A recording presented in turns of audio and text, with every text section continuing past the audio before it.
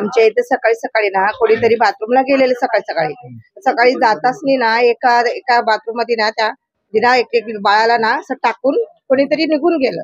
पण कोण आहे ते आम्हाला माहित नाही. सकाळ सकाळी सगळ्यांना प्रचार करलं की असं घटना घडली. बस एवढंच माहिती आहे आम्हाला. बाळ आहे ते म्हणजे पुरुष आहे का स्त्री आहे? स्त्री आहे पुरुष आहे ते कोणालाच माहित नाही ना. अचानक सकाळ सकाळी माहित नाही ते गेलेलं आहे.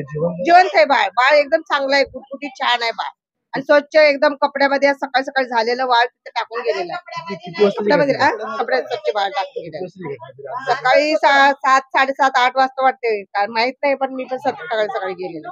आज सकाळी 8:30 वाजता सुभाष टेकडी येथील आम्रपाली नगर येथे सार्वजनिक शौचालयामध्ये एक छोटं बाळ आमचे मित्र प्रवीण सूर्यवंशी यांना आढळलं. एक महिला शौचालयामध्ये गेली होती. त्या महिलांनी अप्रोच केला की बाबा इथे अशी घटना आहे. प्रवीणनी धाव घेतली आणि परत स्थानिक लोकांनी प्रकाश भागे वगैरे या लोकांनी बाळ बाहेर काढलं आणि आम्ही त्यांना आता इथे सेंट्रल हॉस्पिटलला ऍडमिट केलंय. बाळ मुलगी आहे आणि एकदम व्यवस्थित आहे आणि खूप छान आहे. तिच्या तब्येतीला काही झालेलं नाहीये. ही सकाळी 8:30 वाजता.